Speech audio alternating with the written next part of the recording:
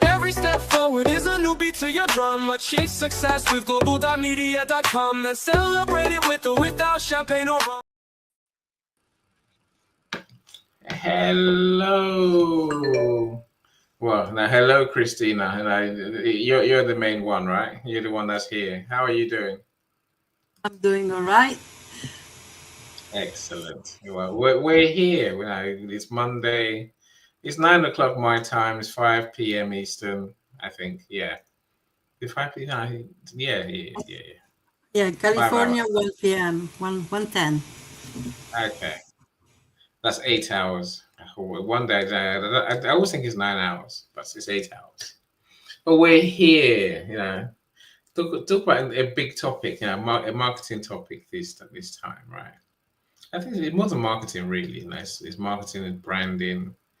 And I think it's also, about what works to get returns in marketing. What do you have to do to really engage people? Yeah, and before we came in, I was talking about the dangers of blasting people, blasting everyone, right? I think so. There's a lot more to engaging people, than doing what many people do, which is simply, if I just send everyone a message, they will come. They won't. They won't, right? But let's unpick some of the information around, why you want to provoke, why you want to provide social proof, and why you also want to, show people how you can solve their problem. Yes. And I call those a big three in marketing. Hopefully all will become clear as we go along, as the conversation progresses. I do have a couple of videos I want to show to really make the point. But Christina, talk to us. Well, before you talk to us, let's welcome Dr. Roxana. How you doing, Prof? Glad you're here. You're a busy lady. We're blessed to have you here as well. In my show earlier, even on stage a few minutes ago, right? Liana, welcome as well. Look, my friends, if you're here, drop us a comment, say hi. So we'd love to welcome you properly. We'd love to celebrate the fact that you're here with us. Given that, you have so much to do and you have busy lives, but you choose to spend your time with us. Yay. Christina, talk to us. How are you doing? I'm doing all right. I was telling you earlier, 21 little earthquakes in the San Francisco Bay Area. So I'm on shaky ground. 21. That sounds like a lot. Today, yeah, this morning. Interesting. So, yeah, we're used to it here, but, 21, it's a lot. So other than that, I'm doing all right. And I'm excited to discuss this topic. So when we first talked about, you and I, about, okay, what was the title going to be, right? The word provocation came to mind. To me, and not just to me, but in general in marketing, I think to me it means different things, because in marketing, it has different layers. And it is really a fine balance between what you're going to use to provoke a reaction, right? It could be an emotional reaction, it could be an impulse reaction as you deliver your message, or as you present your message for the first time to an audience, and then backing it up with something. And that's where proof comes along, and also the practicality overall. How are you balancing your time while you're working and strategizing your marketing in relation to the other activities. So if you spend just a big chunk of time doing that, and you're really not seeing a lot of results, something needs to be adjusted. Something is wrong. And so the idea here is to convert, but I like to say converting with a soul. So there are several techniques, and I'm pretty sure some of them will be, in the videos you're about to share. But that's a balance. And so there are several forms of provocation. You might provoke something in someone by posting or emailing or DMing about a pain point, something that when somebody reads it says, "This is me," or you might provoke them with what's going to happen if you don't take action now to the business example you're trying to build, right? Are you serious about starting your business? Well, if you don't do that, forget about it today. So it could be harsh, like being presented, presenting prospects with the harsh reality that in turn gets them to react. Or it could be, pure advertisement. It could be, do something right now. It's a limited offer within the next 3 hours, book now, right? And to do all these, you can use, automation tools, which I don't like too much, or you can just look at. I use automation on LinkedIn. You get blocked. You get Oh, banned. yeah, exactly. But, in general, if you want to use other platforms or if you just want to do a Google AdWords campaign, so automations in general, right? And on LinkedIn, you get blocked, exactly. But for the type of industries we are serving here on LinkedIn, for the most part, we're serving, we're building and creating every day new service businesses. And for those, if you want to provoke, you got to provoke organically. You really have to be careful when you decide to message a certain amount of people. Nothing wrong with messaging them that you have an opportunity, you have an offer, or you have a workshop happening. Nothing wrong with that. But is it really aligned with why they're here on the platform, with their needs? Have you had any kind of other interactions with a particular individual first, right? And is it aligned with where they're at in their journey? So these are all things that are very important to find out. And I say it every day, connecting and presenting something to 5 people every day, it's better than sending 300 blind messages using navigators, to get a 3% result. And maybe it's completely misaligned also. So that's the thing. And then proof, the reason why I love going to events like yours and joining as many events as possible is because people get to see who you are. People get a taste of what it is, working with you. They get to see, they experience your knowledge when you're talking. If you look confident about it, or if you appear to be knowledgeable about it, they have an opportunity to engage in the chat, and you have an opportunity to reach out to them later and start our conversations, or invite them to other opportunities or events. But also, as you work with clients within this very platform, it's important to collect some social proof, some reviews. That don't have to be a ton. LinkedIn only allows 20 on your service page for free, unless you decide to blast it, right? But they have to be meaningful ones. For example, on mine, I only post those reviews that are diversified a little bit and represent a particular aspect or a particular business that I end up serving or working with often. And the beautiful thing about it is that the LinkedIn member is there, and if somebody wants to connect and ask for a reference, they can do that. So I like that feature the LinkedIn has, but also proof in your educational content. So that's the reason why I do newsletters. Whenever possible, I try to give free resources, free tips, and educate with educational content. I like posting too, but for me right now at this particular stage of my own marketing, and, long form content is where it's at, paired with live events.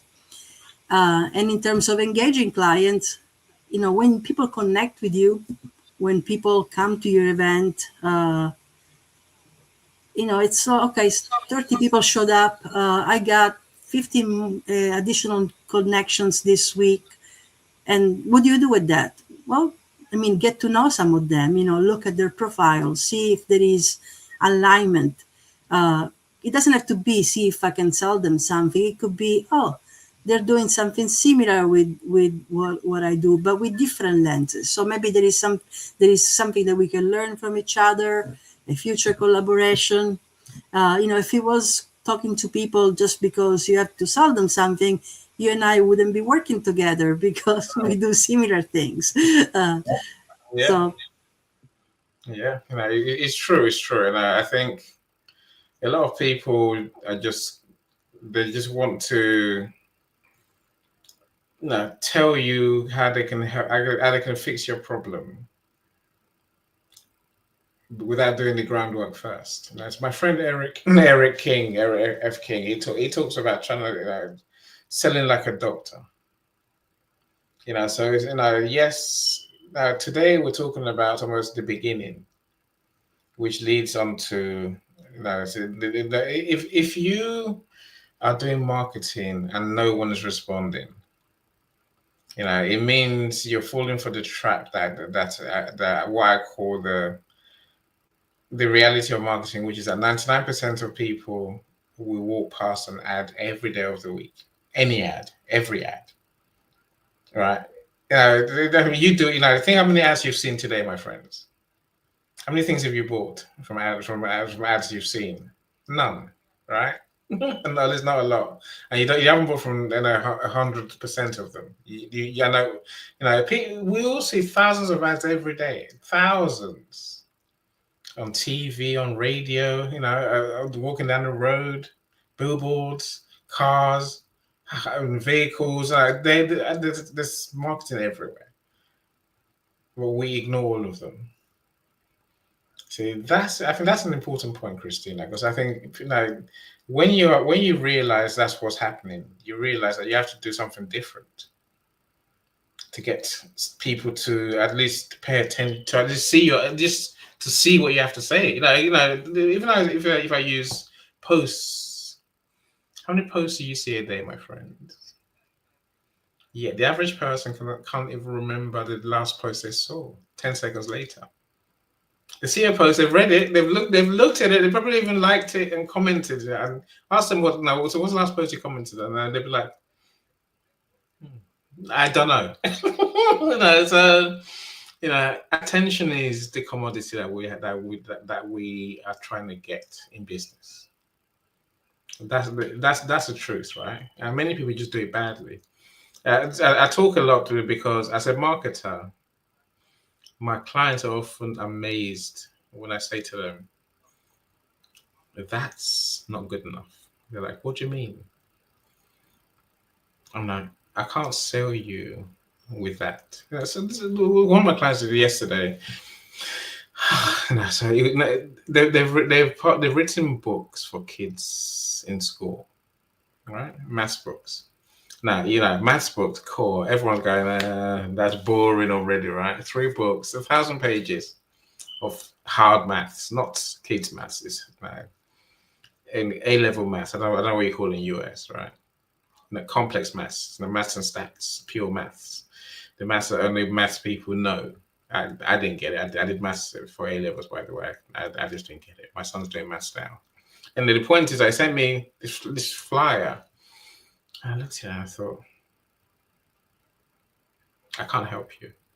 I'm not even going there because it's just, I can't sell books with rubbish marketing material. It sounds like I've been harsh to people, but I'm not. I'm just being honest, right?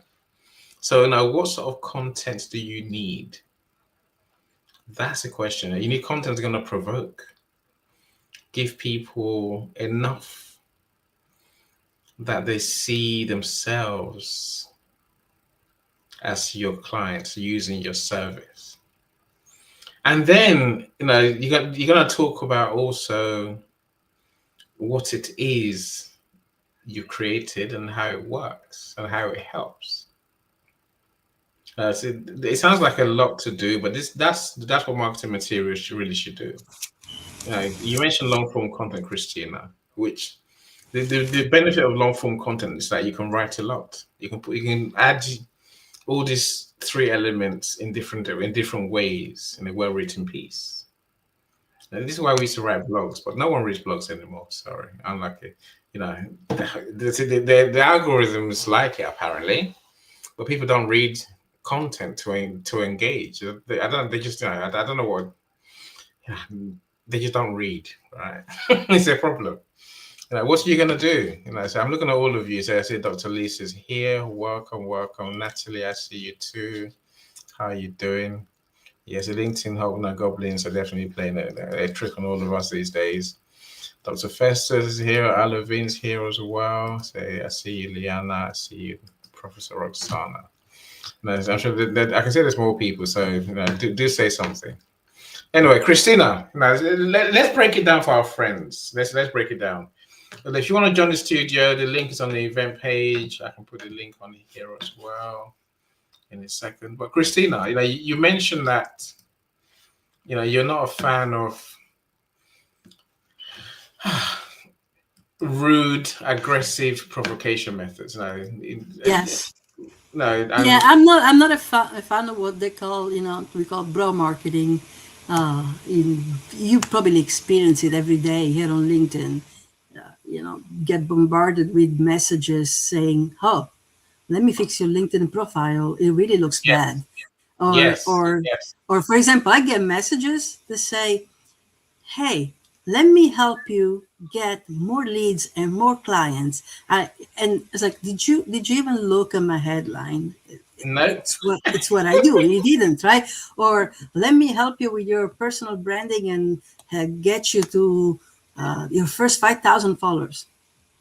I have over 8,000. So you definitely didn't look, right? So it's out. It's mess. It might be maybe they're not using automation, whatever they're using. I think mostly they're using LinkedIn, Navigator. But the other thing is, I want to talk about Navigator. I think at some point it will work after LinkedIn gets all their language models, sorted out, which will take a couple of years at least. But at the present time, it's not working because a majority of people here have, a positioning problem. Their headline does not really reflect what it is that they're doing or they want to do, or it is a job title. So all these messages that you're getting, they're completely misaligned. So that's why I'm not a fan of that, or leads that you're getting with Apollo AI, all these promises of getting you 10,000 leads that we're going to email and warm up. And, I know people that are using it and we're warming up people, but the first 5,000 emails, three people send up. I mean, okay, you didn't do much, but ethically speaking, who knows? Maybe there was somebody in the group that would have become your client, or it is connected with you, and you just turn them completely off. That is why I'm not a fan of that. However, when it comes to provocation, to me, provoking something is provoking self-reflection, uh, provoking a moment of decision when somebody decides that they're going to take action. That usually involves, interacting with you to get to a transformation. So that's what I like when I talk about provoking. And there is several breaking it down. There are several formats. You can have a post, for example, or a newsletter that talks about a pain point, something that perhaps somebody is looking to resolve, and then you present the possible solutions or some tips to get started. Then there is the provocation, that where there is a storytelling based provocation, where you might be sharing parts of your journey, and somebody sees themselves in that story, in that post, or in that 3 to 8 minutes tops newsletter content that you've been writing. So those are all, that really the main option. And then there is something a little bit more, lightheaded, making humor out of a problem that somebody might have. It could be, in video format, something fun that gets a lot of people to react and comment. But all that this is doing is lead generation, is engaging, getting some interest, seeing who's reacting to your content, and see also who's reacting and returning and keep coming back. After that, there is some work to be done. You cannot just take this pile of people, emails, and names and just blast them blindly. I mean, you have to do at least for the service business, and especially if you are, listening to this because you're now building something or scaling something strategically, you have to be in it a little bit. Of course, you can use some tools to expedite, your daily work. You can use AI for that, but I wouldn't blindly craft a message and, with one button, I got everybody. And he also probably lost a few people that would have worked with you. So, that's that. And more than that, you have to offer proof. There is also the kind of post or newsletter or event where you actually, either showcase your knowledge or you tell a story of a client that worked with you and has experienced transformation and some success. And you see a lot of those. Some of it is like my client Peter, blah blah blah, right? But maybe you don't know anybody named Peter, so that also happens. There are some cases where your client wants to stay anonymous because they don't want you to know that they worked with a coach, right? But you perhaps can talk in detail about the industry, where this client, where that you helped, within which you helped this particular client. And then the best proof is social proof, people saying good things about you, reviews from former clients, and also people that experienced you, not just in the form of client, but perhaps you helped them, you did a profile audit, or you spoke with them for 20 minutes. You were not able to move to the next stage, but you did something for them at the level where you met them. And so those are all little things that are social proof. And the practicality overall is that you cannot get lost in the sauce doing this. I hear it every day. I post every day. I post every day, and crickets, right? Or you spend 8 hours a day creating posts and newsletters. I love creating newsletters, but I can tell you right now, I don't spend 8 hours a day creating them.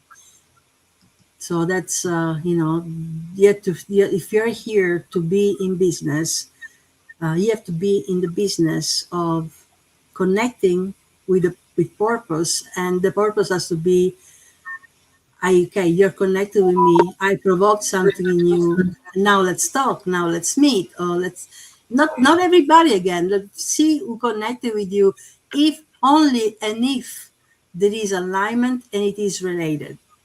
So that's the thing. Only and if, and it doesn't have to be, okay, we are connected now. Let's get on the call immediately, and these are my prices. Doesn't work like that either.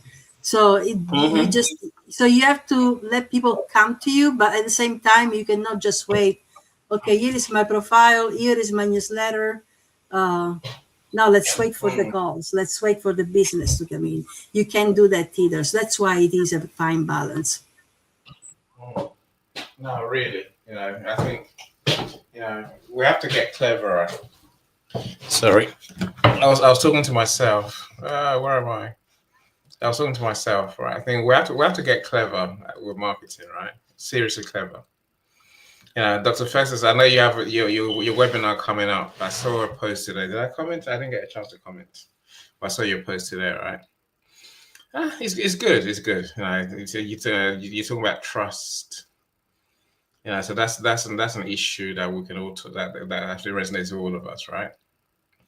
And I say, no, Dr. Lisa does a menopause rooms. So Natalie has about 25 different businesses. So, right. Dr. Roxanne, of course, has her books as well. And, I say many people, they're amazed when people don't respond to what they put out there. I was there. Christina's been there as well, I'm sure. We've all been there.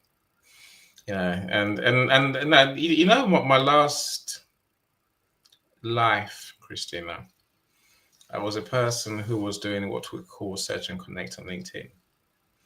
This is why I don't focus on my profile, because I know if you optimize it, people like me find it.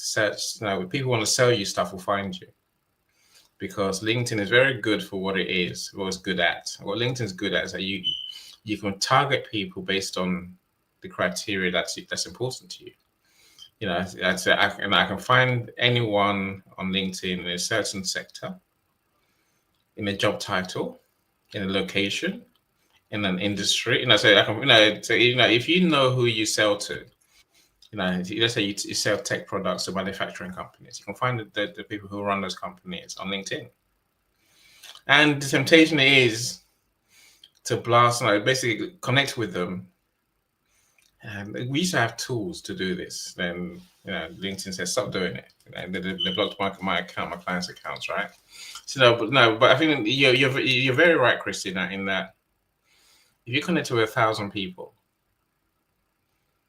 and you just blast them with your messages, even if you try and be funny, even if you try and be slow, even if you try and be caring, it's still they're still gonna look at it and say, I've just been pitch slapped. That's what it's called, right? And you'd be lucky if 3 people in 100 respond. I was doing 300 connection requests for my clients every week, 300. And every single person I connected got a DM.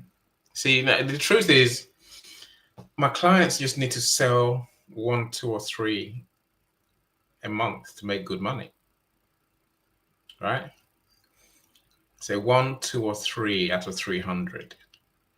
Then you realize the other 97%, the other 99% really, are never going to talk to you ever again. They're going to hate you. And because you pitch slap them, because for the mistakes that you just mentioned, Christina, you said you've offered me a service that you don't know I need.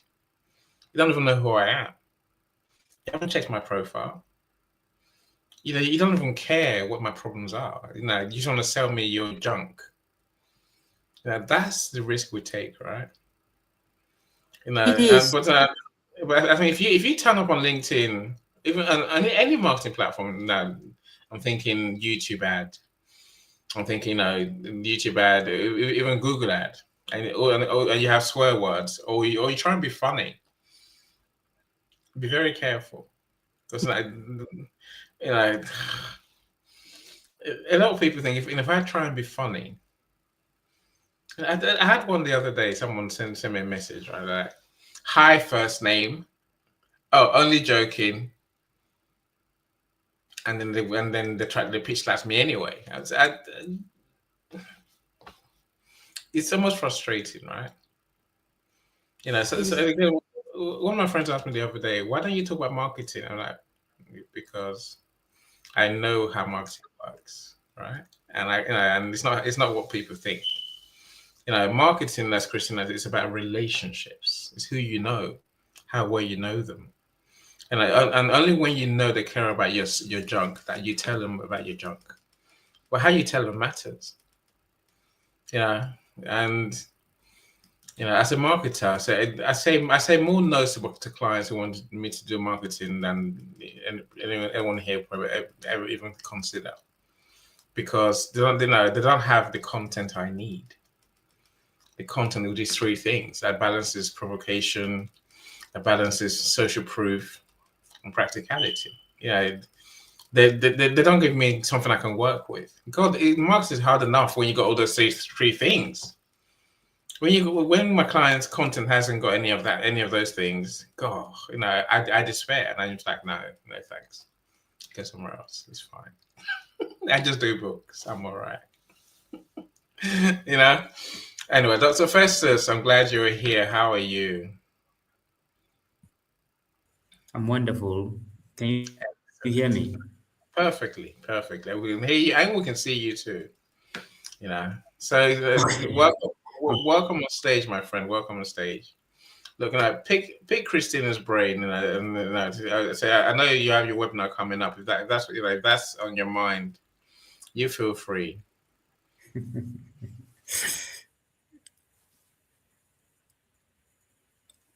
Okay.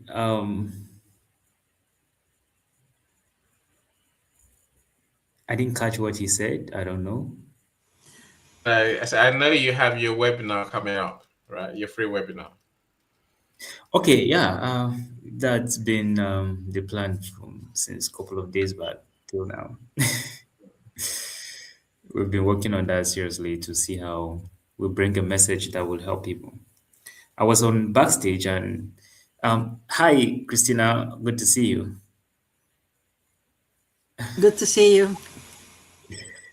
Okay, I was backstage when you were talking about LinkedIn marketing. It's really, I had one experience.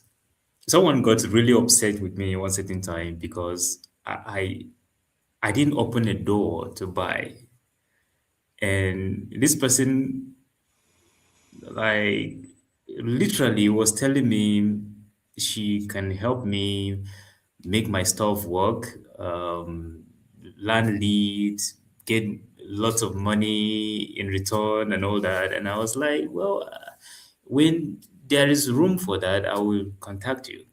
And the person was so upset, literally upset because this person goes to and forth. I use LinkedIn Premium, so I can see who visit my profile.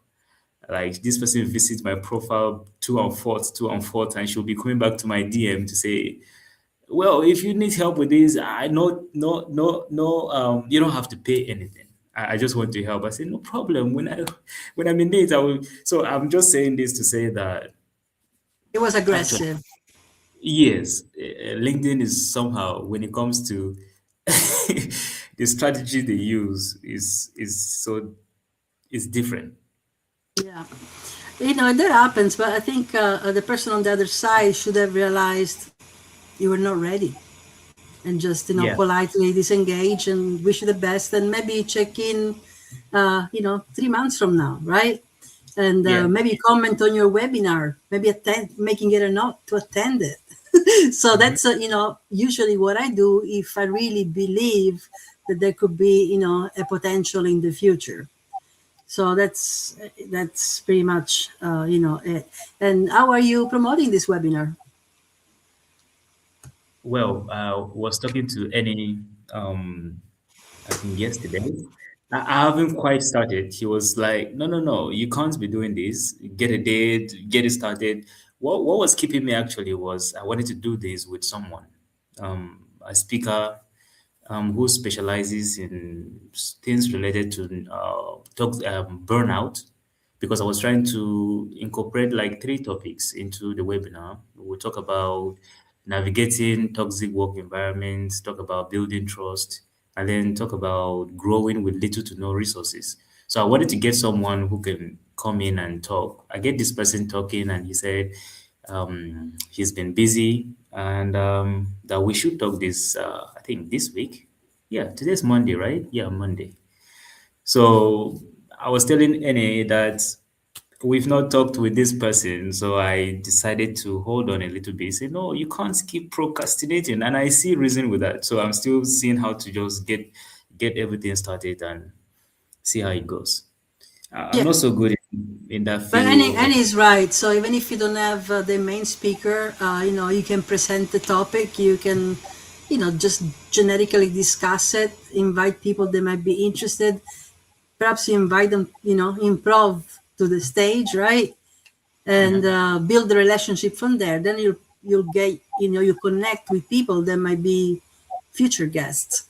But you have to start. You cannot wait for the perfect speaker, and you might not even know them that well. So you're putting all your eggs on somebody you really don't know that well, hoping that they show up. So you have to start, and you have to build those aligned relationships. I appreciate this. Seriously, I appreciate this. I'm really going to implement that. Definitely. Great. I'm not wait. I'm not waiting any longer.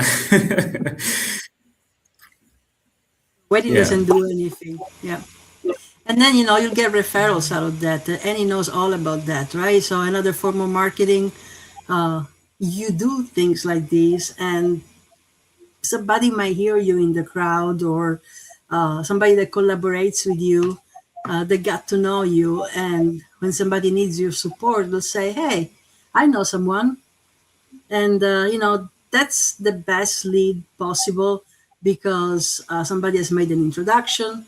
If the person is taking action and booking the call, it means they mean business, or they need something that you might be able to support them with. And it's all about, I just wrote something, I don't know if it was last night or the night before, about when we get our first clients, here on LinkedIn. And it's exactly that, the word get a client. It sounds so violent, right? It's more like gaining somebody's trust. So that's what it is, because every time somebody decides to part with their hard-earned money, to work with you, it is a privilege, and it is potentially door opening for future referrals and other clients. So if you start in the service business here on LinkedIn with the thing like, I have to get clients, I have to find clients, and that's all you're thinking, your business doesn't have a good foundation. It's gonna crumble. And sure, if you do aggressive marketing, you may have some calls that produce a result, but it's not. It just doesn't feel good. I go for it depends on your goals really and where you are in your journey. But in general, and we are planning these events mostly for people that are trying to get to their first 10K flow, 10K month, gradually. In general, if you want to do that, you do it. I mean, I think the best way is organically. The best way is finding collaborations, doing webinars like you're doing, right? And having those conversations. If you're here on LinkedIn, you have to be comfortable with the fact that you're going to have to talk to people. And what a waste, growing your following base, getting to 10,000 followers, and you never had a conversation with these people that keep following you and connecting with you. Of course, there might be for every 100, only maybe 5 to 10 really meant it, and the other ones are following because they saw something for a moment that they liked, or maybe they're also trying to grow their networks, right? But if you don't look daily at who's connecting and engaging with you, and make some kind of notes and assessment on who they are, and whether they're here for the long run, for the nurturing, or they're here ready, or they're here just passing by, then the whole purpose of these platforms is it liquefies, it's gone. That's if you're choosing to monetize your LinkedIn. If you're choosing to monetize your LinkedIn, and at least for me, that's how you do it. So I think, Christina, you mentioned many important things. Welcome, Cyrus. I see you, my friend. I'll come to you in a second. I'm glad you're here. To Dr. Marcia, to our Christian-based coach, I'm glad you're here, leadership coach. I'm glad you're here, and of course, super author as well. So Stanley, always great to have you in the room. So I'm enjoying the discussion while doing other work. Great job. That's you, Christina, right? No, I accept your compliments, Stanley. I think one of the greatest currency is not always money, it's time. Time. If someone gives you the time, I think we need to appreciate that. That is gold dust. With time, we can build that relationship that would then get, make us money. Just to sort of break down what Christina said earlier, right? And the one thing she said is do events. Agree, 100%. Dr. Fester, start doing events. Like, you want to promote your webinar. Maybe one of the big risks that people take is thinking because their event is free, because their thing is free, the webinar is free, the solutions is free, they're all gonna come. It's not true. They won't. You'd be amazed. Again, I'm sure Christina has many reasons. Christina, please make a note so you can come back and explain why free doesn't always work. Even if they do come, converting them into paying customers is the hardest job in the world, because now they got used to you free. When you say you have to actually pay, suddenly they develop what I call crocodile arms. Suddenly their arms shrink, can't reach their pocket. They're reaching, but it's not working. So they'll never pay. If it's not free, I'm not coming, is what they're saying to you, right? So now do events and use that in a way that almost that has these three things, right? These things, the provocation, the proof, the practicality. Unless you do events, you wouldn't know what we go through as event organizers. Now, Lisa organizes the event, Dr. Stanley organizes the event, Dr. Marcia does events, right? Cyrus does events. I'm saying what we go through to set a topic, when you find out, you're going to come back, I'm sure, and say, Annie, I get it now, right?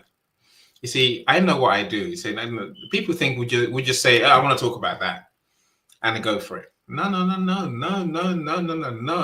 Really not. Our topics have to provoke people, make them feel something, right? I choose my topics because I want people to even get angry at the thought. I really do. Even when I do my events, half the time I say stuff to annoy people, because when I annoy them, they want to come on stage and say, Annie, you're so wrong. I'm like, yeah, excellent, you're here. Let's talk, right? Now we're friends. At least now we're talking. If not annoy them, I want to delight them so much. They want to come on stage and say, Annie, you're great. I agree with you. But make them feel something, Dr. Fest, is my point, right? You have to provoke them, right? And then the people you have to come on stage to talk on your event, it shows people in the audience that you have something about you. I'm not saying that it's going to make them buy. I'm saying it just shows, just tells people that, one, you have friends, so you must be okay. There's something about you. Now, I'm not going to say that you're okay, you're not. I'm saying, if this is why. So when you're there by yourself, it's hard work. The audience thinks something. They think something, right? But if you got you got three people on stage with you, they're like, as I saw a saying the other day, beware the man or woman who has no friends, because that might just tell you something about them. I don't know what it tells you. I'm saying, it makes sense to all of us, I'm sure. If someone's got no friends, even in real life, offline, I'm saying beware, because something's amiss somewhere, right? So the social proof comes from having people that you elevate, not sell to. They come to your events, you make them look like stars. I'm sure you can see what we do every day. You can see why we do what we do in these events, right? We elevate people. Our friends see that we have friends. Our friends on stage feel great. Now they trust us. Now they're closer to saying, okay, maybe I want to work with you. I wonder, when the time comes, who they're going to turn to, right? The practicality. Look, maybe some people might miss it, but every event, you get to learn what we do. You know what Christina does. You know what Cyrus does. If you don't know I publish books, I just told you I publish books. I'm saying, there's ways that we do what we do in a subtle way that's not in your face. That's not, I'm going to market to you in my event. That's what we're talking about today. It's making all of that. You know, I called it alchemy. You know, it's literally the science that is not a science. The science of art and science, right? You know, it's almost like it's a black hole. It's like a secret box. Yeah, that's what these three things are. You have to combine these three things in a magical way. And then, but once you get it right, you start seeing results. So Stanley, I'm coming to you soon. And I say, so Stanley's promoting his, the Power Thinking app. He said he wants to go big with it. So, so we need to have a conversation of what that looks like, what I think we could do. But I think, but at the end of the day, look, I want to stop talking a second, Cyrus. It comes back to what Christina said. You want, I think you said it yourself, Dr. Festus.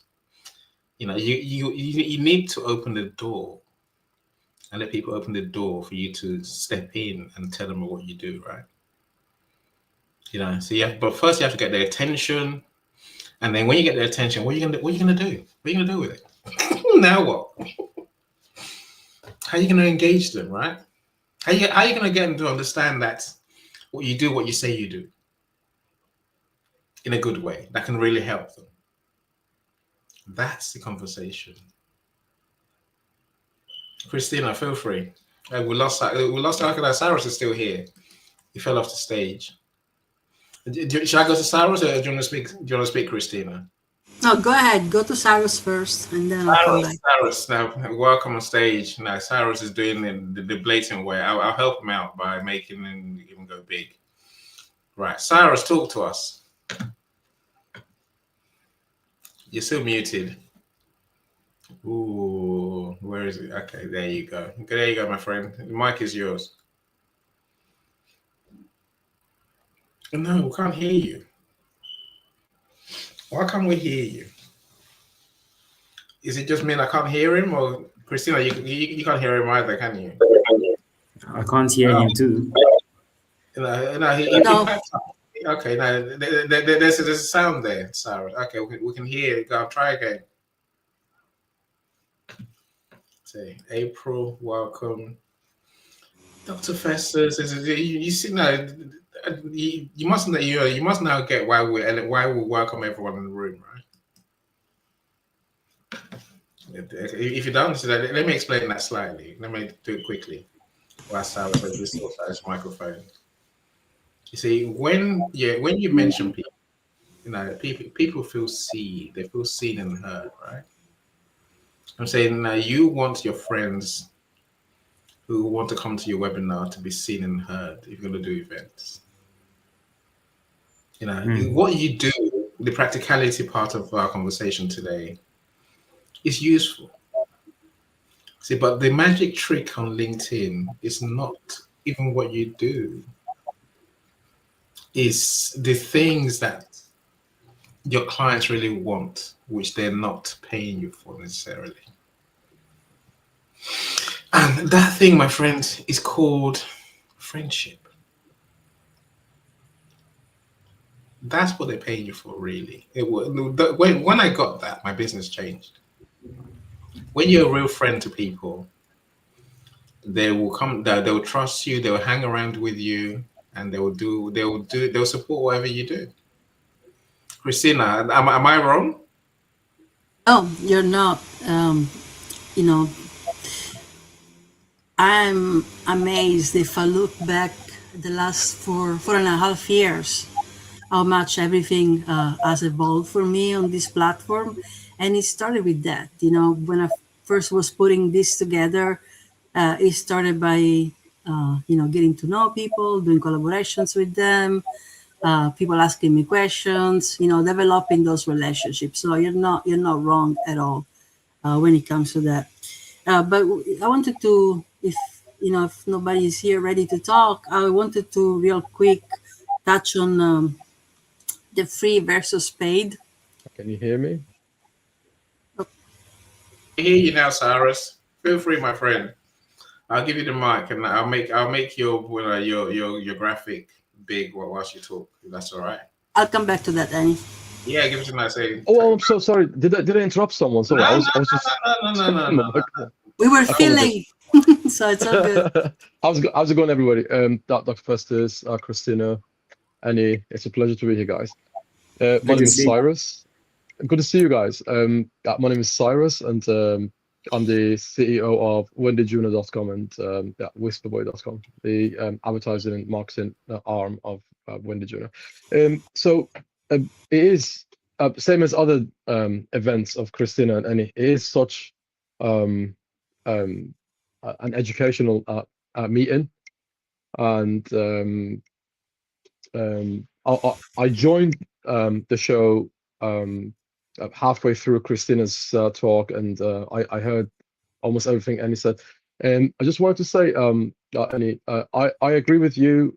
I'm gonna say why I agree with you as well. About provoking some sort of feeling in people's minds. Um, if if you if you don't provoke some sort of feeling, hate, love, whatever feeling, right? As long as it's not neutral state, because that's the state that people are in when they are watching Netflix. They are just on autopilot. No learning happens. You might memorize things, but learning, like meaningful learning, in its pragmatic sense, is not happening. So, but when you make people hate or love something, you heighten their senses. It just elevates the state of being. So that's the reason why I agree with you. The content that you are creating and the events that you are creating, it's got to somehow make people love or hate something. Otherwise, they don't communicate with you. You're not communicating with them, right? Or at least you are communicating and not in an effective way. Regarding the title of the show, which says "Escaping 9 to 5," I just wanted to say that is one of the things that is wrong with today's entrepreneurship. So people go from the corporate world or their 9 to 5 world, because it's got its own world and rules, right? So, and its own mentality. Everything you're doing, you've been programmed to do for 12 to 16 years prior to that point of getting that job. You were supposed to shut up and not talk. You're supposed to raise your hand if you want to talk. You're supposed to think exactly inside the box that they put you in.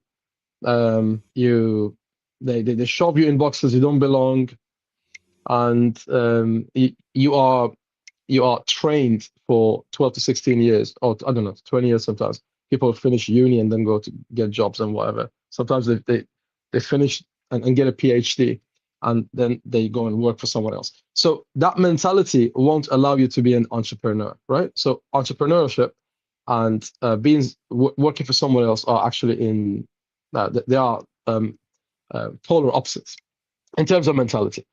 But let me talk about escaping. When you're escaping, what state are you in? You are in a state of self-preservation, right? So you try to preserve yourself because you feel deep down in your core, you feel you're in danger.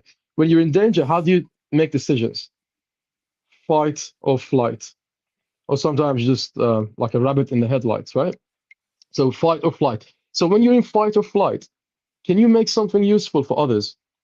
No, because how can you be focusing on something if you're constantly in fighting or in a state of flight, right? Instead of running away.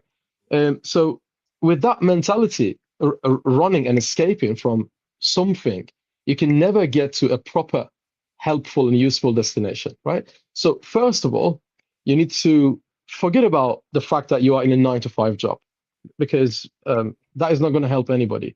9 to 5 just causes frustration. It doesn't cause a proper fire. It's just that kind of slow burning hidden fire under the coals. Have you ever seen that? I'm sure you have. If you ever made barbecue, right? On proper coal. So it's not enough to create that proper flame. How can you increase that flame? You need to stop running. Stop running from 9 to 5. Use those experiences, and don't forget why you exit in that. Exit instead of running away. So, and that's one of the reasons why people do a lot of marketing. They do a lot of sales, do dabble in this, dabble in that a little bit. Then they get frustrated because their expectation is to do something and get paid for it. That's 9 to 5 mentality. Okay, so don't run away from your job. Run away from the mentality that job has instilled in you, and that slave mentality, because they tell you for this amount of work, this amount of hours, you get this much, get this much money. You're exchanging your time for money. That's the thing that I stopped. It was in my life. I confess, it was in my life, and I stopped it. The moment I stopped that mentality of I am here to work for someone else, then so I can get paid for it, then you start making progress in your marketing or sales or whatever. So first, you got to get the basics right. The basic is I am here to serve a community that I'm going to build. Okay, if I'm not going to serve them, I won't build that community because it's pointless. So then they rally around you when they find out you're helpful and you're creating a productive and helpful service or product. Okay, so don't expect people to not see through you. They do. Always remember that most intelligent people are your customers. They see through you and your tactics and your strategies, and everything you do, right? So the first thing you need to get right is that mentality, the basic, right? I see a lot of people who have lots of followers. Your followers aren't going to translate into sales.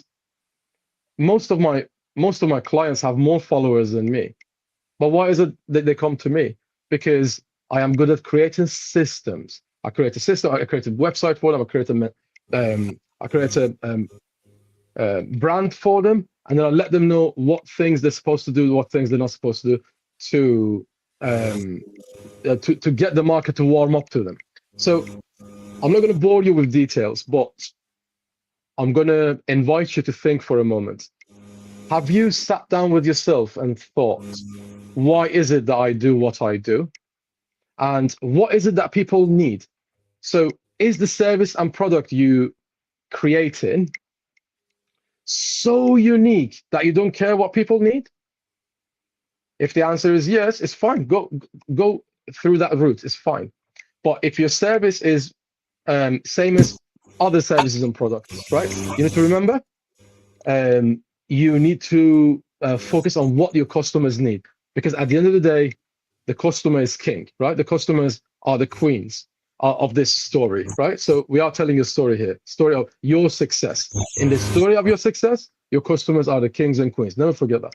Thank you so much.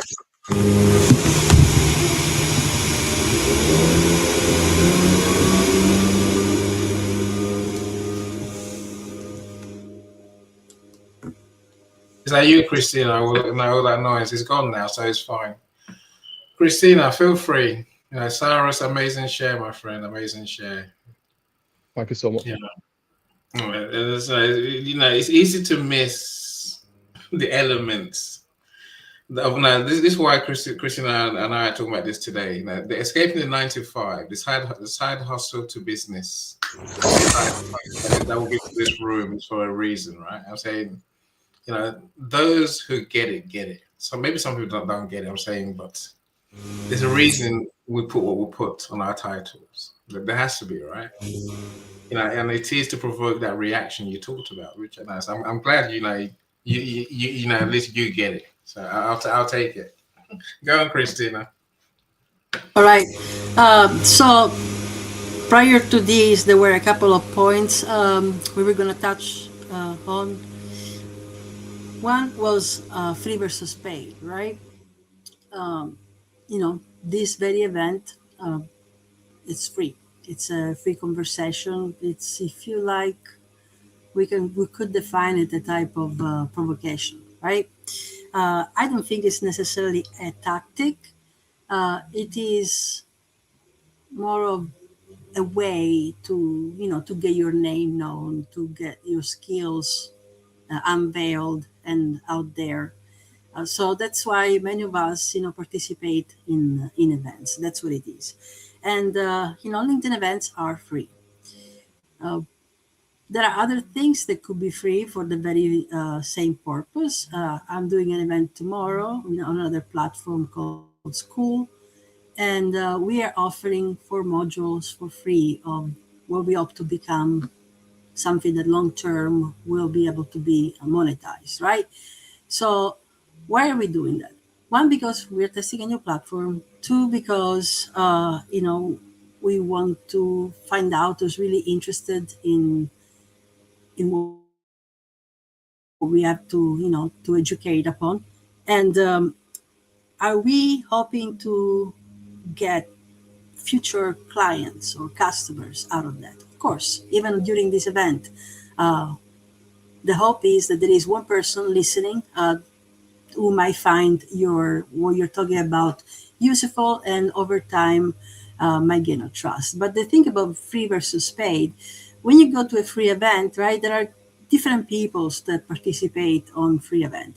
There's somebody that is listening in while they are, passively while they're doing something else, because they are interested in something that is called side hustle to business, and talking about engaging clients. So they're interested and they're listening to see if they can pick up some advice and some nuggets. And there are those that are sitting here intently, taking notes and actually actively applying what they're listening, what they're learning here today to what it is that they're building. And then there are those that they have heard of you, they come through multiple events, and now they are deciding whether they're gonna take the next step and seek your expertise and your help through paying for your services. So it is, so again, it's a fine balance, right? So when you participate at this type of events, you're not here actively campaigning and provoking. You're here just being yourself and letting your expertise, be on display for others to see. When somebody goes to a paid event, their level of attention is different. Now they're invested, right? Now they invested. They invested on themselves. They invested on the transformations, and the attentions and how to apply those things that they're learning are different. So you might say that somebody that pays for an event will actually get better results, not because the contents of what's in the event and the contents of what's in the paid webinar are necessarily different, is because their engagement is different. So that's what I want to say about pay versus free. Everybody has on social media, we are looking to consume, for the most part, quick content. We want to see a quick video, 5 tips on doing something that we can apply and consume quickly. When you're spending your time going to something that is a little bit longer and you're actively participating and you show up, for example, for the entire series, we've been doing this since September, they might say something about you. It might say that you are in, exploratory mode, learning mode. And that's when, it is my job, any jobs, to notice those things and build the relationship. It doesn't mean, cold pitch and immediately do something, but it is a long. I don't want to call it game, because it's not game. It's people's livelihood, right? But it is a long game. It's a game. So I think I was talking about patience the other day. I'm saying we need to be patient, number one, right?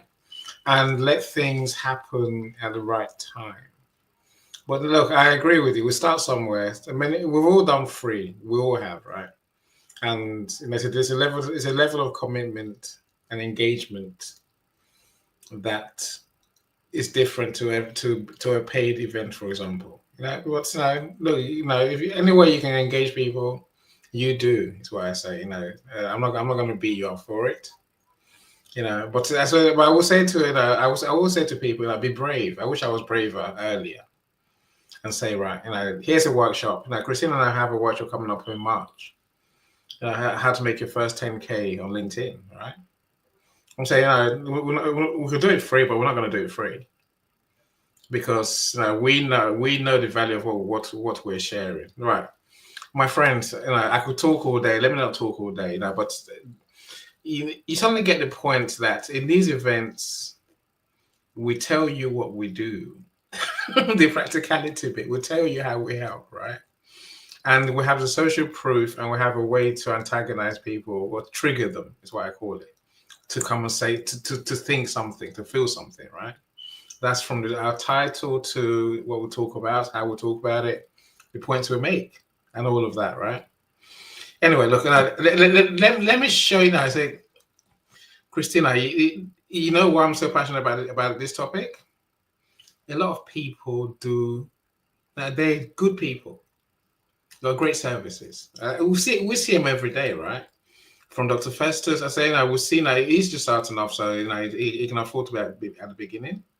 But I see good people every day, good coaches, for example, and they can't get clients. And you think, what the hell? I see good marketers who can't get clients. I'm like, something's amiss, right?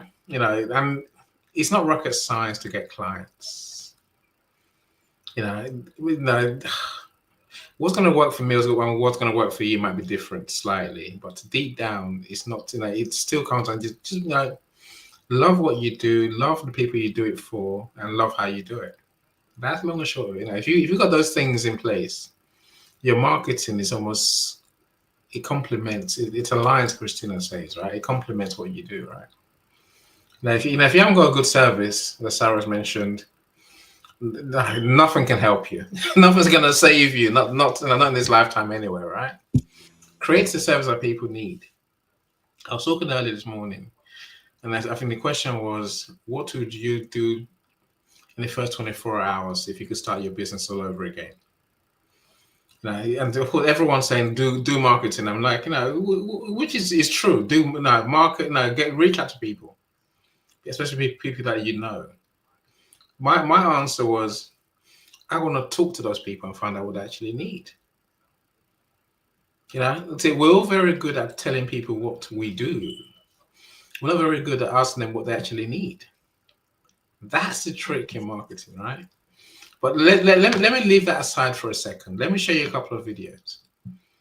Just so you can see how you can put what we're talking about today into, actually make it happen, right? Actually do it. There's no rudeness, there's no swearing, there's no crazy behavior. But let me show you. So one video I will say yes to, the other one I will be like, if you pay me loads, I'll do it for you, but I don't believe in it. Right, Christina, here goes, right? Here goes. Right. These two videos are about the same company. Right? So let me show you then. I'd love to have your thoughts in the comments. Now, which one do you get now? On one of them, now let me stop talking. Right, here goes. Christina, what do you want, video 1 or video 2? I'm going to go video 1. Let's go video 1. Here goes. So my name's Joe. I am the founder and CEO of TRC. TRC stands for the recruitment company, and we specialize in aviation recruitment across the aviation industry. So 2 areas we focus primarily. We support on technical positions across the industry, and we support on more executive search hiring across the industry. So typically areas we tend to recruit would be the Middle East, hence the reason for the move over to Dubai from the UK. And that will include the UAE and Saudi Arabia. We also support our clients heavily across mainland Europe and the UK. So we got introduced to Strive by a number of people back in the UK. I think when you go to set up a business in an offshore country, being Dubai, a popular one, you start to then open up conversations with like-minded people who are doing a similar thing or also opening up businesses in Dubai. And the one name that we kept getting passed as a partner to go with was Strive. So we had a conversation with the team over at Strive back end of last year. And I think the great thing about Strive as a business is the fact they have a UK presence as well as based in the UAE. And that really helped us open up conversations on the benefits, how they can help. You know, they understood the business. And so, yeah, it's a great choice for anybody looking to open up either a new business in the UAE or move their company over to the UAE. When you look at Dubai compared to the UK, there's a lot of differences. There's cultural differences, you know, ways of life, which I'd say you're a lot better in Dubai. Being able to spend your weekends or your evenings outside rather than inside with the heating on. And, you know, if you're going outside, you need a big warm coat on. So there's a load of cultural differences in terms of leisure. But also from a work perspective, you know, in terms of way people communicate, the way business is done in Dubai and in the Middle East in general. It's probably from a cultural perspective, you know, 5 or 10 years so behind the UK in terms of the way business is done. It's face to face, it's over meetings, whether that be over a coffee or dinner or breakfast, which I'd much prefer. So there's definitely leisure differences in terms of lifestyle and also work differences between the UK and Dubai. So yeah, we're very happy we made. Right. So these videos I found I opened YouTube and you know, there was one of the ads that played and I was thinking, right, who's that? You know, where is that? So that's video 1. Christina, hold your thoughts. You know, I want you to clear your minds, my friend. Right? You know the name of the company is called Strive. I think you know what they do, right? You do. You know. Yeah. Okay. That's video 1. Let me show you video 2. A few seconds longer, but no. Try this one instead. What started in a basement housing project became a national phenomenon in workforce development. My name is Rob Cremona, the founding CEO of the organization. Typically, clients that come here have been to other nonprofits where they felt like they were treated like a number. Here, the person they're meeting sat in those chairs and they realized, oh, shoot, if Rob did it, maybe I could do it. Before getting to Strive, my biggest problem was I didn't have a blueprint. So when I got to Strive and they provided me with how to get a job, how to dress for a job, this is what you need to do. And if you follow our lead, eventually you will end up with a career. My name is Shannon Bannister, and I'm a Strive graduate, class of 1994. When I walked into Strive, I answered an ad in the paper. I remember calling and they told me to come in and I thought, why not? I was optimistic when I walked through those doors. I'm Troy DeLone. I came to know Strive through a friend of mine who was helping me with my transition from prison. Strive prepare you to be able to make advancements in your career. I'll be celebrating my 30th anniversary with my organization, and it was Strive who facilitated that connection all those years ago. Bill Weinberg, it's my honor to serve as president and CEO of Strive. Strive, over the course of 40 years, has honed a model based on experience and practice, a time-tested approach that looks at the whole person. What we want for our students is a much broader set of opportunities and a much longer term view of what it means to earn and what it means to kind of create the type of economic mobility that allows you and your household to thrive. My name is Erica Orgaz and I'm a safety manager for Monagno Construction and Corporation. After I graduated from Strive as an entry-level position, and I was making like minimum wage. After 2 or 3 years later, then now we're making 6 figures, and it's just been great. I think it's gonna get just better. Strive only succeeds in partnerships with leading employers in the communities who are hungry for talent.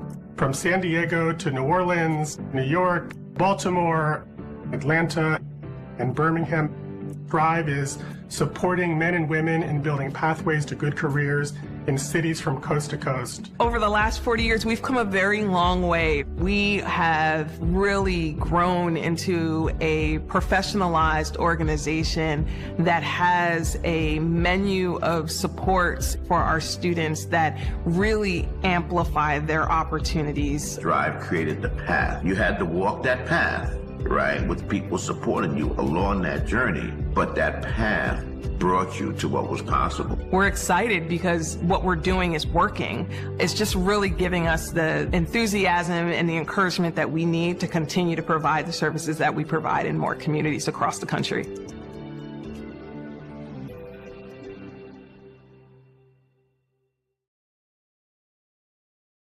You know what, Christina, sometimes you find content on, I'm always amazed, almost emotional half the time. I think, wow, how did I find that today of all days when I need it, right? Did you get my point? The Sylvester Cyrus, do you see the difference between a good video, a good marketing content, and versus one that's not good marketing content? Which one do you like, Christina? Let's talk, because you haven't seen them before. So Number one. Really? You're wrong. Surely you're wrong. Number two. Number one. Honestly, there's nothing wrong with number one. And I don't want to pick on this. This was just the content I came across last night, and I thought, oh, that could. Well, I got lost after a while. I couldn't. Yes. I couldn't listen to it anymore, and I got lost at the summer and the dinner and the sunshine, and yeah. It was being funny. Come on now, but the things, it had similar information. Really, it's just one was attention grabbing, the other was the other one was not. One provoked a feeling in people, in me anyway, to say I get what you do. The other one, I didn't have a clue what they were. I don't know what he was talking. I was watching him, same as all of us, and I was like, okay, thanks. And then when I found the other one, I was like, that's more like it. And I didn't know what you do now. So you can create content that elicits emotion, that people get, and that shows the people you work with. That's the social proof part, right? And also says what you do. That's what I was saying. That's what the second video did for me anyway. Hopefully it did the same for all of you. We can create good content, but it has to be backed up with the you. Cyrus, Dr. Festus, are you still there? Yeah, so it'd be nice to get some of your thoughts on the videos, but if you're not there, then I'll leave. They fell asleep after watching one. I blame them. Not really, but yeah, the second video, has more to do with marketing. I like that more than the first one. Definitely. Thank you. Look, in this day and age, you can create a decent video, using AI. This is what AI is good for. You can, Cyrus can definitely help you create videos that are remarkable, that tell the story, right? I think we need to get better at creating content that actually engages people. Strive. I say good on them is what I say. I love to know what the data is in terms of how the videos performed for them. But videos alone aren't going to do it for you. You're going to have to create the content, and also put yourself into your business and into your marketing, into engaging people, into building relationships, with the things Christina said earlier. Anyway, look, my friends, if you missed it, please do watch the replay. And there's a high bar for us to reach to engage people in this attention age. So you're gonna have to go for it. You're gonna have to really go for it. Be very clear. So I was gonna say to you, Dr. Festus, yesterday in the DM. Make a list of what you need for the things that you need for your events. Make a list of the different things you need to do, right? What's the first step you need to take, What's the outline of the webinar? How's it going to work? Right? And then even as far as, do your attendees get a workbook? Right? What does that look like? How are you going to create that? No, so there's many steps, but now dare to also work backwards from what you're trying to achieve, and then put the steps in, and do the steps. And I always say to my friends, whatever you do in business, do it with everything you've got. No shortcuts, no comfort zones. Go for it hard. That way, because that way, if it works and you say, right, I've learned something new. It doesn't work, you say, I've learned something new. But you must do it 100% every time. And do the right things, because then you don't say to yourself, it didn't work because I didn't do that.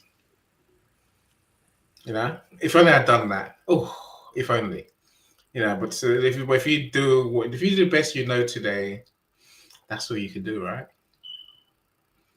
Yeah. Hopefully today's event has helped. Christina, do you want to have the last word?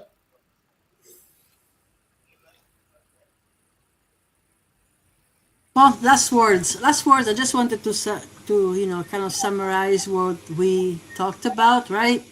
I just want to remind everybody that is listening that when you are transitioning from doing this, for example, part-time or on the side, right, to now being a full-fledged business, or if you're transitioning from being a solopreneur to now scaling to a different level, the key word here is balance.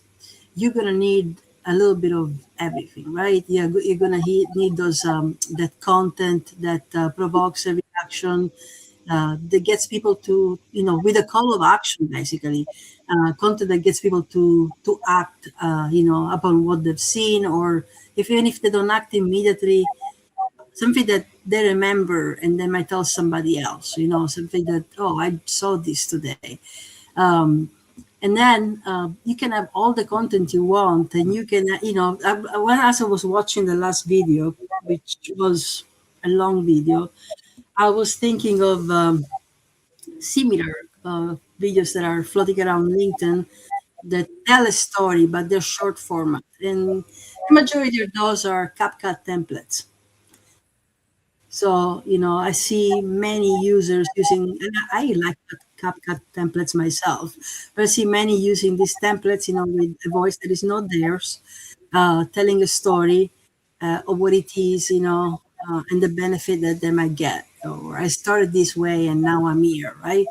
But again, you can have all those videos and all the type of content you want, but if you don't back it up with either social proof and proof, people saying things about you, and even if you don't have that and you're still building that little by little, if you don't make it up with your full human presence, showing up on lives where people can hear your actual voice, or getting to know people that are giving you the time of day, okay, they are connecting with you, they are engaging, they're liking what you're saying, or they are, they're looking in your file over and over, or they are subscribing to your newsletters. You have to get to know these folks, because they're even if they might not be investing in currency, right? There is the other currency, like you said, it's their time. So there is a chunk of their time is being spent in this activity, and I think it deserves a conversation, and it deserves looking a little bit deeper and see, why are they here? Because I know why I'm here. I know what got me here. I know why I'm here today. I know my own journey, and my personal goal, is to get to know what are the journeys people are on, what they're experiencing, and see if there is something that I can facilitate through that journey.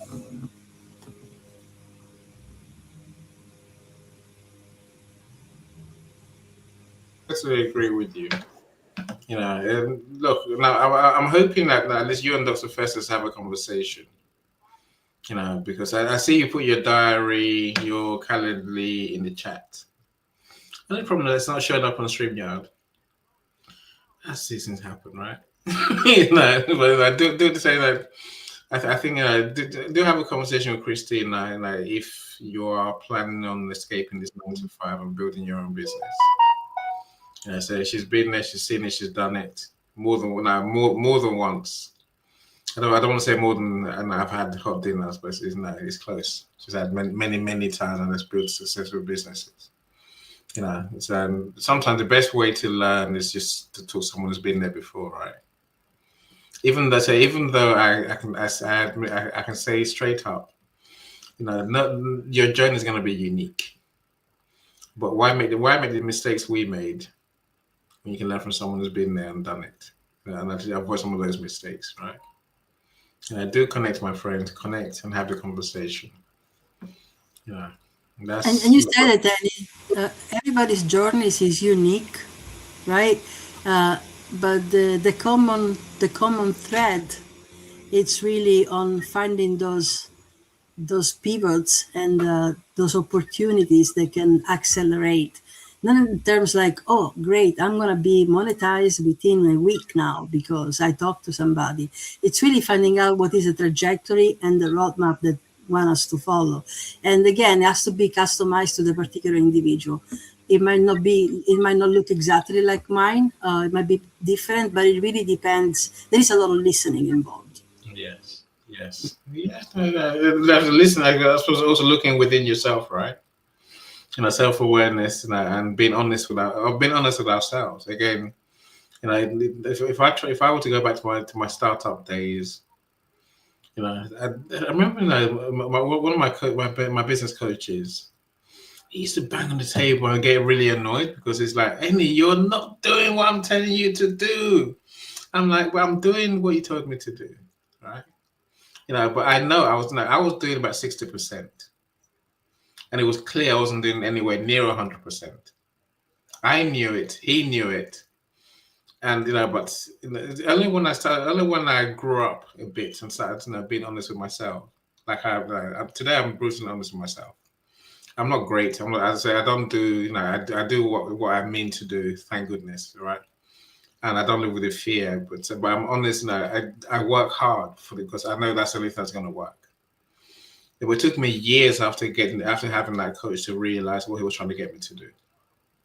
I say that we owe it to ourselves, just to be honest with ourselves and to really give it everything, every time. That's where we can walk away with our head held high and all the things that we'll talk about, where we say, if you succeed, great, you can do it again. If you don't succeed, you learn. Anything else but is cheating ourselves. You know, whatever that means to you, my friends, I will leave it to you. But so you got your event starting tomorrow, you say, Christina? Yes, it's so I'm with Americo da Costa. We're gonna be piloting this platform school. He actually is a actively enrolling member in his own community. Is there a link that you can share, or? Yeah, I will put it in the chat. And then, yeah, it's 4 weeks. It's a 4-week module, just 1 hour every week on Tuesdays. And we'll discuss, you know, steps to either scale or start. Awesome. No, I say awesome because I am blown away by your effort. That's probably the best way I can describe it. Again, it's a lesson in business. You know, people think you do one thing in marketing and you're gonna make it. That's not how it works. No, it really isn't.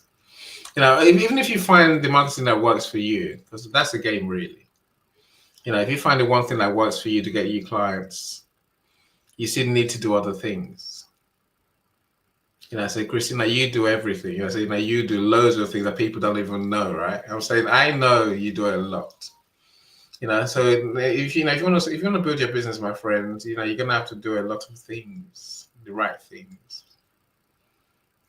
and eventually you get to a place where other people are looking at you going, I want to be like you. You be like, you don't know what I've done. You don't know how I've got here. I promise you don't know, right? You might share with them, but they'll never understand. Look, thank you so much, everyone. Dr. Festus, do you want to have the last word?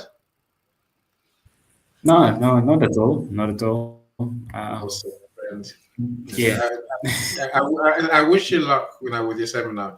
When you do organize it or your webinar, when you do organize it, put a date on and a link, event page, and all that. Come back and share with us. You're more than welcome, right? Definitely. I always invite you, so it sounds like you would know. But look, do enjoy your evening. I'm gonna go and do some cooking now. Actually, I need to eat apparently. Yeah. Thanks. It's lamb ribs and yam today. Yay! Barbecue flavor. I'm so excited. I love it. Enjoy, my friends. Do enjoy. Have a great night. Bye. Every step forward is a new beat to your drama. She's success with Global.Media.com and celebrate it with or without champagne or rum. She's success with Global.Media.com.